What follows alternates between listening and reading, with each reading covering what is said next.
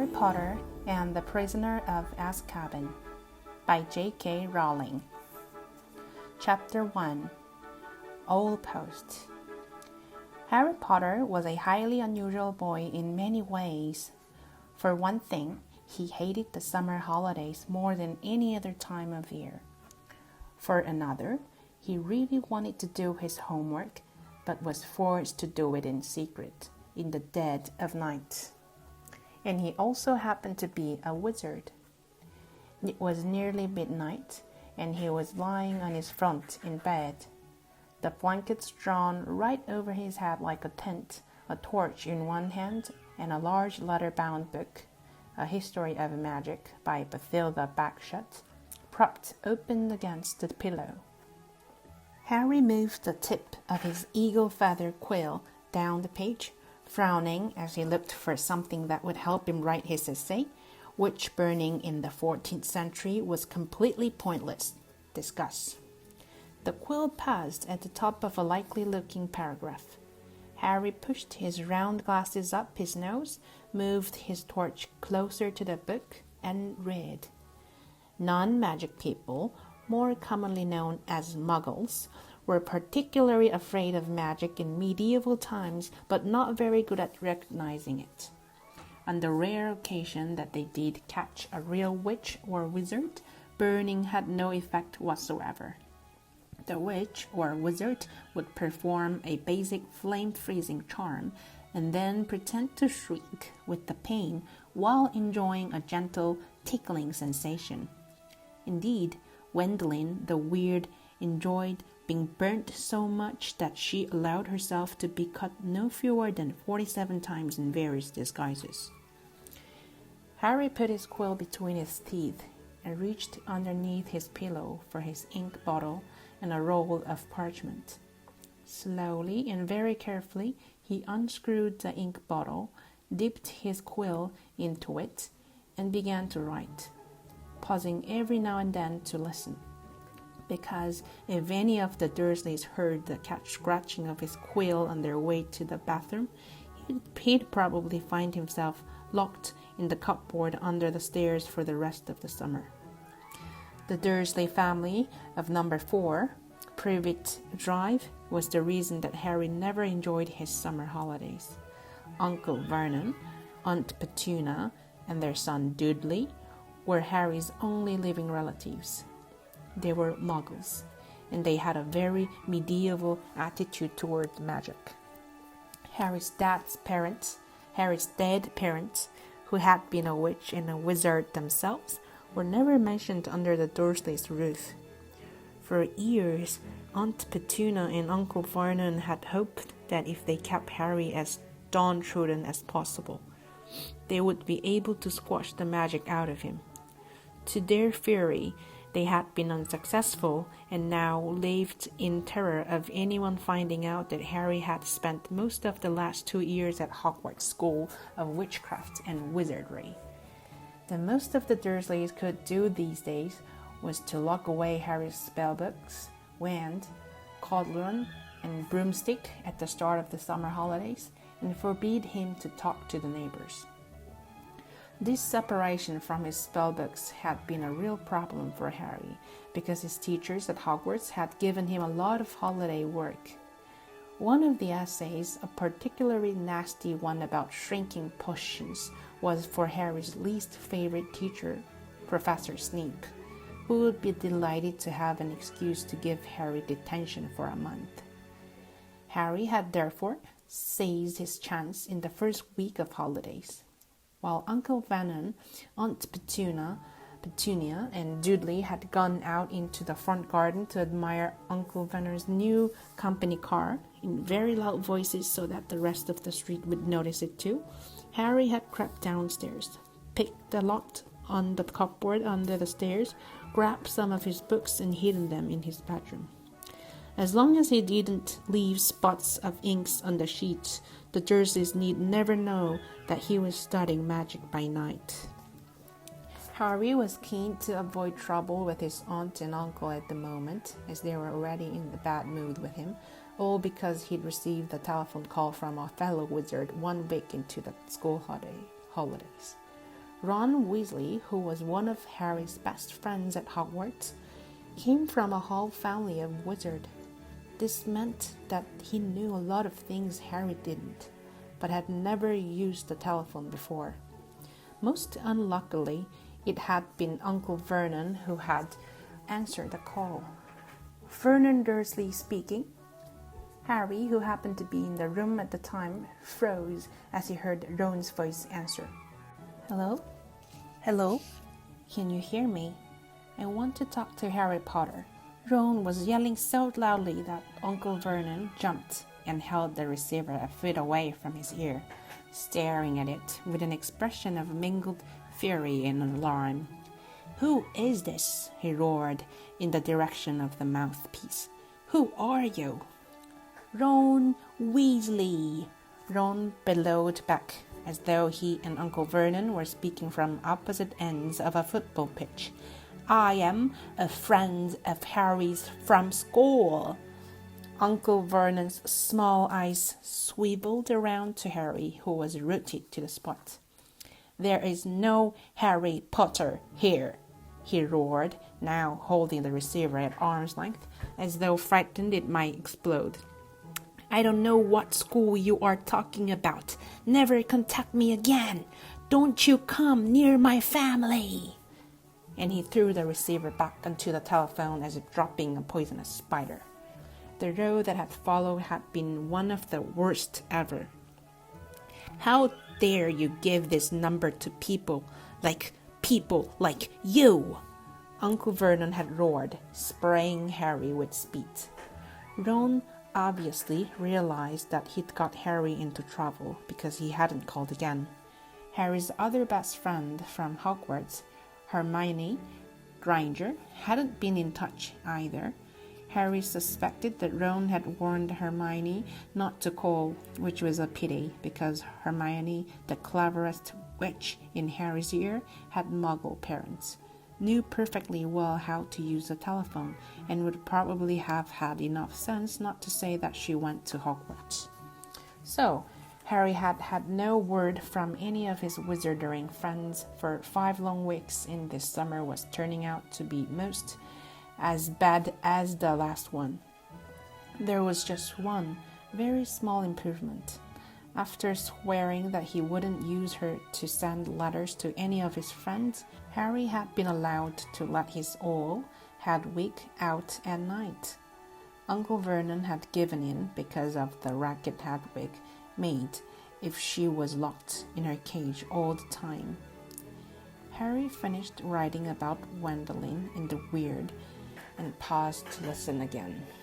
The silence in the dark house was broken only by the distant, grunting snores of his enormous cousin, Dudley. It must be late. It must be very late. Harry's eyes were itching with tiredness. Perhaps he'd finish this essay tomorrow night. He replaced the top of the ink bottle, pulled an old pillowcase from under his bed, put the torch, a history of magic, his essay, quill, and ink inside it, got out of the bed and hid the lot under a loose floorboard under his bed. Then he stood up, stretched, and checked the time on the luminous alarm clock on his bedside table. It was 1 o'clock in the morning. Harry's stomach gave a funny jolt. He had been 13 years old without realizing it. Yet another unusual thing about Harry was how little he looked forward to his birthdays. He had never received a birthday card in his life. The Dursleys had completely ignored his last 2 birthdays, and he had no reason to suppose they would remember this one. Harry walked across the dark room, past Hedwig's large empty cage, to the open window. He leaned on the sill, the cool night air pleasant on his face after a long time under the blankets. Hedwig had been absent for 2 nights now. Harry wasn't worried about her. She'd been gone this long before, but he hoped she'd be back soon. She was the only living creature in his house who didn't flinch at the sight of him. Harry, though still rather small and skinny for his age, had grown a few inches over the last year. His jet black hair, however, was just as it always had been, stubbornly untidy, whatever he did to it. The eyes behind his glasses were bright green, and on his forehead, clearly visible through his hair, was a thin scar shaped like a bolt of lightning. Of all the unusual things about Harry, this scar was the most extraordinary of all. It was not, as the Dursleys had pretended for 10 years, a souvenir of the car crash that had killed Harry's parents, because Lily and James Potter had not died in a car crash. They had been murdered by the most feared dark wizard of 100 years, Lord Voldemort. Harry had escaped from the same attack with nothing more than a scar on his forehead, when Voldemort's curse, instead of killing him, had rebounded upon its originator. Barely alive, Voldemort had fled. But Harry had come face to face with him since at Hogwarts, remembering their last meeting as he stood at the dark window. Harry had to admit he was lucky even to have reached his 13th birthday. He scanned the starry sky for a sign of Hedwig, perhaps soaring back to him with a dead mouse dangling from her beak, expecting praise. Gazing absently over the rooftops, it was a few seconds before Harry realized what he was seeing. Silhouetted against the golden moon and growing larger every moment was a large, strangely lopsided creature, and it was flapping in Harry's direction. He stood quite still, watching it sink lower and lower. For a split second, he hesitated, his hand on the window latch, wondering whether to slam it shut. But then the bizarre creature soared over one of the street lamps of Privet Drive, and Harry, realizing what it was, leaped aside. Through the window soared 3 owls, 2 of them holding up the third, which appeared to be unconscious. They landed with a soft flump on Harry's bed, and the middle owl, which was large and gray, keeled right over and lay motionless. There was a large package tied to its legs. Harry recognized the unconscious owl at once. His name was Errol, and he belonged to the Weasley family. Harry dashed to the bed at once, untied the cords around Errol's legs, took off the parcel, and then carried Errol to the Hedwig's cage. Errol opened one bleary eye, gave a feeble hoot of thanks, and began to gulp some water. Harry turned back to the remaining owls. One of them, the large snowy female, was his own Hedwig. She too was carrying a parcel and looked extremely pleased with herself. She gave Harry an affectionate nip with her beak as he removed her burden, then flew across the room to join Errol. Harry didn't recognize the third owl, a handsome, tawny one, but he knew at once where it had come from, because in addition to a third parcel, it was carrying a letter bearing the Hogwarts crest. When Harry relieved this owl of its post, it ruffled its feathers importantly, stretched its wings, and took off through the window onto the night. Harry sat down on his bed, grabbed Errol's package, ripped off the brown paper, and discovered the present wrapped in gold and his first ever birthday card. Fingers trembling slightly, he opened the envelope. 2 pieces of paper fell out, a letter and a newspaper cutting. The cutting had clearly come out of the wizarding newspaper, the Daily Prophet, because the people in the black and white picture were moving. Harry picked up the cutting, smoothed it out, and read, Ministry of Magic Employee Scoops Grand Prize. Arthur Weasley, head of the Misuse of Muggle Artifact Office at the Ministry of Magic, has won the annual Daily Prophet Grand Prize Gallon Draw. A delighted Mr. Weasley told the Daily Prophet, We will spending the gold and a summer holiday in Egypt, where our eldest son, Bill, works as a curse breaker for Gringotts Wizarding Bank. The Weasley family will be spending a month in Egypt, returning for the start of the new school year at Hogwarts, which 5 of the Weasley children currently attend. Harry scanned the moving photograph, and a grin spread across his face as he saw all 9 of the Weasleys waving furiously at him, standing in front of a large pyramid. Plump little Mrs. Weasley, tall, balding Mr. Weasley, 6 sons and 1 daughter, all with flaming red hair. Right in the middle of the picture was Ron, tall and gangling, with his pet red Scabbers on his shoulder and his arm around his little sister Ginny. Harry couldn't think of anyone who deserved to win a large pile of gold more than the Weasleys, who were very nice and extremely poor. He picked up Ron's letter and unfolded it. Dear Harry, happy birthday. Look, I'm really sorry about that telephone call. I hope the Muggles didn't give you a hard time. I asked Dad, and he reckons I shouldn't have shouted. It's brilliant here in Egypt. Bill's taken us around all the tombs, and you wouldn't believe the curse those old Egyptian wizards put on them. Mom wouldn't let Ginny come in the last one. There were all these Moston skeletons in there of Muggles who'd broken in and grown extra heads and stuff. I couldn't believe it when Dad won the daily profit draw. 700 gallons. Most of it's gone on this holiday, but they are going to buy me a new wand for next year. Harry remembered only too well the occasion when Ron's old wand had snapped.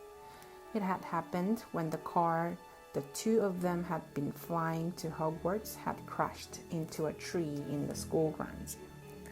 We'll be back about a week before term starts, and we'll be going up to London to get my wand and our new books.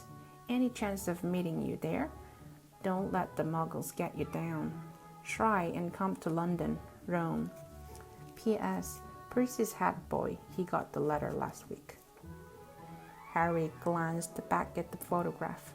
Percy, who was in his 7th and final year at Hogwarts, was looking particularly smug. He had pinned his head boy badge to the fats perched jauntily on top of his neat hair, his horn-rimmed glasses flashing in the Egyptian sun. Harry now turned to his present and unwrapped it. Inside was what looked like a miniature glass spinning top. There was another note from Ron beneath it. Harry, this is a pocket snake show. If there's someone untrustworthy around, it's supposed to light up and spin. Bill says it's rubbish sold for wizard tourists and isn't reliable because it kept lighting up at dinner last night. But he didn't realize Fred and George had put beetles in his soup. Bye, Ron. Harry put the pocket snake scope on his beside table, where it stood quite still, balanced on its point, reflecting the luminous hands of his clock. He looked at it happily for a few seconds, then picked up the parcel Hedwig had brought. Inside this, too, there was a wrapped present, a card and a letter, this time for Hermione. Dear Harry, Ron wrote to me and told me about his phone call to your Uncle Vernon. I do hope you're all right. I'm on holiday in France at the moment, and I didn't know how I was going to send this to you. What if they'd open it at customs? But then Hedwig turned up. I think she wanted to make sure you got something for your birthday for a change. I bought your present by all order. There was an advertisement in the Daily Prophet. I've been getting it delivered. It's so good to keep up with what's going on in the wizarding world. Did you see that picture of Ron and his family a week ago? I bet he's learning loads. I'm really jealous. The ancient Egyptian wizards were fascinating. There's some interesting local history of witchcraft here too. I've rewritten my whole history of magic essay to include some of the things I've found out. I hope it's not too long. It's 2 rolls of parchment more than Professor Beans asked for. Ron says he's going to be in London in the last week of holidays. Can you make it? Will your aunt and uncle let you come? I really hope you can. If not, I'll see you on the Hogwarts Express on September the 1st. Love, from Hermione. P.S. Ron says Percy's head boy. I'll bet Percy's really pleased. Ron doesn't seem too happy about it. Harry laughed again as he put Hermione's letter aside and picked up her present. It was very heavy. Knowing Hermione, he was sure it would be a large book full of very difficult spells, but it wasn't. His heart gave a huge bound as he ripped back the paper and saw a sleek black leather case with silver words stamped across it. Broomstick serving kit. Wow, Hermione, Harry whispered, unzipping the case to look inside. There was a large jar of Fleetwood's high-finished handle polish, a pair of gleaming silver tail twig clippers, a tiny brass compass to clip onto your broom for long journeys, and a handbook of do-it-yourself broom care. Apart from his friends, the thing that Harry missed most about Hogwarts was Quidditch, the most popular sports in the magical world. Highly dangerous, very exciting, and played on broomsticks. Harry happened to be a very good Quidditch player. He had been the youngest person in the century to be picked for one of the Hogwarts house teams. One of Harry's most prized possessions was his Nimbus 2000 racing broom. Harry put the leather case aside and picked up his last parcel. He recognized the untidy scrawl on the brown paper at once. This was from Hagrid, the Hogwarts gamekeeper. He tore off the top layer of paper and glimpsed something green and leathery. But before he could unwrap it properly, the parcel gave a strange quiver, and whatever was inside, it snapped loudly, as though it was Jaws. Harry froze. He knew that Hagrid would never send him anything dangerous on purpose, but then Hagrid didn't have a normal person's view of what was dangerous. Hagrid had been known to befriend giant spiders, buy vicious three-headed dogs from men in pubs, and sneak illegal dragon eggs into his cabin. Harry poked the parcel nervously. It snapped loudly again. Harry reached for the lamp on his beside table, gripped it firmly in one hand and raised it over his head, ready to strike. Then he seized the rest of the wrapping paper in his other hand and pulled, and out fell a book. Harry just had time to register its handsome green cover, emblazoned with the golden title, The Monster Book of Monsters, before it flipped onto its edge and scuttled sideways along the bed like some weird crab. Uh-oh, Harry muttered. The book toppled off the bed with a loud clunk and shuffled rapidly across the room. Harry followed it steadily. The book was hiding in the dark space under his desk, praying that the Dursleys were still fast asleep. Harry got down on his hands and knees and reached towards it. Ouch! The book snapped shut on his hand and then flapped past him, still scuttling on its covers. Harry scrambled around, threw himself forward, and mangled to flatten it. Uncle Vernon gave a loud, sleepy grunt in the room next door. Hedwig and Arrow watched interestedly as Harry clamped the struggling book tightly in his arms, hurried to his chest of drawers, and pulled out the belt, which he buckled tightly around it. The monster book shuddered angrily, but could no longer flap and snap, so Harry threw it down on the bed and reached for Hagrid's card. Dear Harry, happy birthday. Think you might find this useful for next year. Won't say no more here. Tell you when I see you. Hope the muggles are treating you right. All the best, Hagrid. It struck Harry as ominous that Hagrid thought a biting book would come in useful, but he put up Hagrid's card next to Ron and Hermione's, grinning more broadly than ever. Now, there was only one letter from Hogwarts left. Noticing that it was rather thicker than usual, Harry slit open the envelope, pulled out the first page of parchment within and read, Dear Mr. Potter, please note that the new school year will begin on September the 1st. The Hogwarts Express will leave from King's Cross Station, platform 9 3/4 at 11 o'clock. Third years are permitted to visit the village of Hogsmeade at certain weekends.